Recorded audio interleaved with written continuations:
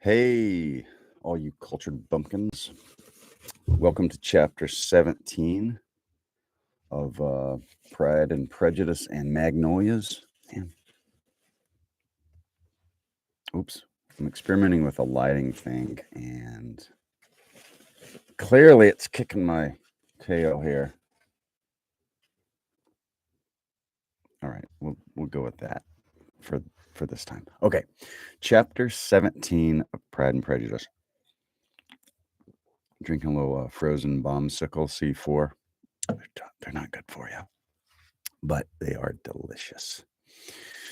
Okay, let's get right to it. What? Chapter 17.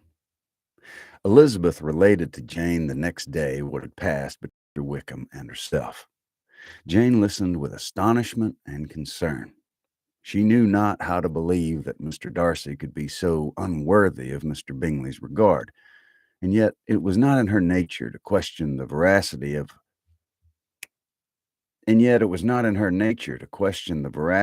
a young man of such amiable appearance as Wickham.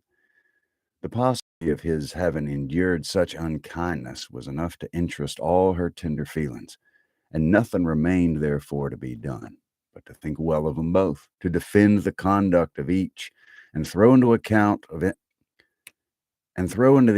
accident or mistake whatever could not be otherwise explained.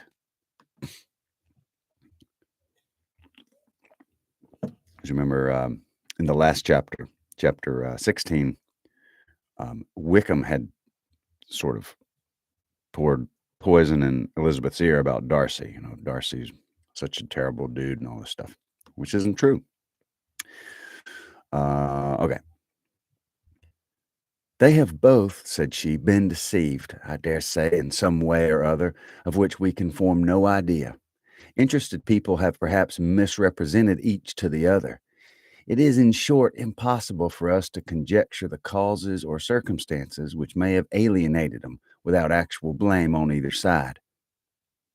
Very true indeed. And now, my dear Jane, what have you got to say on behalf of the interested people who have probably been concerned in the business? Do clear them too, or we shall be obliged to think ill of somebody. Laugh as much as you choose, but you'll not laugh me out of my opinion. My dearest Lizzie, do but consider in what a disgraceful light it places Mr. Darcy, to be treating his father's favorite in such a manner, one whom his father had promised to provide for. It's impossible. No man of common humanity, no man who had any value for his character could be capable of it. Can his most intimate friends be so excessively deceived by him? Oh, no. I can much more easily believe Mr. Bingley's being imposed on than that Mr. Wickham should have invented such a history of himself as he gave me last night. Names, facts, everything mentioned without ceremony. If it be not so, let Mr. Darcy contradict it. Besides, there was truth in his looks. It is difficult indeed. It is distressing. One does not know what to think. I beg your pardon, one knows exactly what to think. But Jane could think with certainty on only one point, that Mr. Bingley, if he had been imposed on, would have much to suffer when the affair became public. The two young ladies were summoned from the shrubbery where this conversation passed by the arrival of the very persons of whom they had been speaking. Mr. Bingley and his sisters came to give their personal invitation for the long-expected ball at Netherfield, which was fixed for the following Tuesday. The two ladies were delighted to see their dear friend again, called it an age since they had met, and repeatedly asked what she had been doing with herself since their separation. To the rest of the family they had paid little attention, avoiding Mrs. Bennett as much as possible, saying not much to Elizabeth and nothing at all to the others. They were soon gone again, rising from their seats with an activity which took their brother by surprise, and hurrying off as if eager to escape from Mrs. Bennet's civilities. The prospect of the Netherfield ball was extremely agreeable to every female of the family. Mrs. Bennet chose to consider Mrs. Bennet chose to consider is sorry. Mr. Miss Bennet chose to consider it as given in compliment to her eldest daughter, and was particularly flattered by receiving the invitation from Mr. Bingley himself instead of a ceremonious card. Jane pictured to herself a happy evening in the society of her two friends and the attentions of her brother, and Elizabeth thought with pleasure of dancing a great deal with Mr. Wickham, and of seeing a confirmation of everything in Mr. Darcy's look and behavior. The happiness anticipated by Catherine and Lydia depended less on any single event or any particular person, for though they each, like Elizabeth, meant to dance half the evening with Mr. Wickham, he was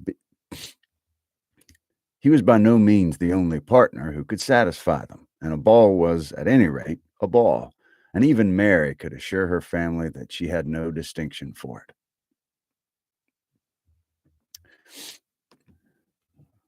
Quick pause. Wet the old whistle. Get right back to it. Elizabeth's spirits were so high on this occasion that though she did not often speak unnecessarily to Mr. Col- that though she did not speak that though she did not often speak unnecessarily to Mr. Collins, she could not help asking him whether he intended to accept Mr. Bingley's invitation, and if he did, whether he would think it proper to join in the evening's amusement. And she was rather surprised to find that he entertained no scruple whatever on that head, and was very far from dreading a rebuke either from the Archbishop or Lady Catherine de Bourgh by venturing to dance. "I am by no means of the opinion, I assure you," said he, "that a ball of this kind, given by a young man of character to respectable people, can have any evil tendency. And I'm so far from objecting to dancing myself that I shall hope to be honored by one of the hands of all my fair cousins in the course of the evening. And I'll take this opportunity of soliciting yours, Miss Elizabeth, for the first two dances especially, a preference which I trust my cousin Jane will attribute to the right cause, and not to any disrespect for her." Elizabeth felt herself completely taken in. She had fully proposed being engaged by Mr. Wickham for those very dances, and to have Mr. Collins instead. Her liveliness had never been worse. Her liveliness had never had worse times. There was no help for it, however. Mr. Wickham's happiness and her own were perforce delayed a little longer, and Mr. Collins' proposal accepted with as good a grace as she could. She was not better the pleased with his gallantry from the idea. It suggested of something more. It now first struck her that she was being selected from among her sisters as worthy of being mistress of Hunsford Parsonage, and of assisting to form a quadrille table at Rosen's in the absence of more eligible visitors. The idea soon reached to conviction, as she observed his increasing civilities toward her, and heard his frequent attempt at a compliment on her wit and veracity. And though more astonished than gratified by this effect of her charms, it was not long before her mother gave her to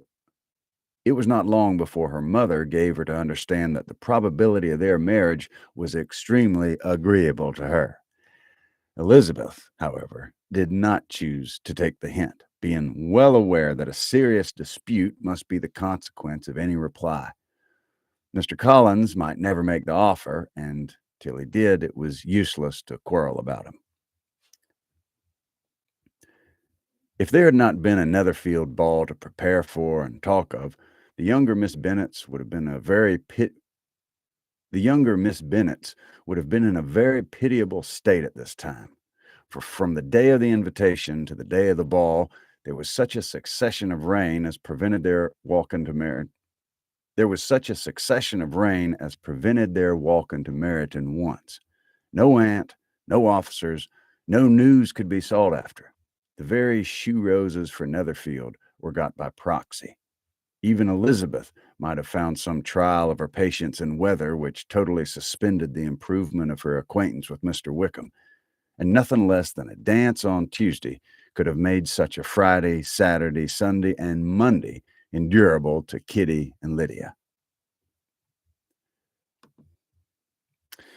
All right, that was chapter 17, Redneck, Jane Austen, Pride and Prejudice, and Magnolias. So make sure you check out the other ones, the other 16, and I'll do the next one soon. Have a good one.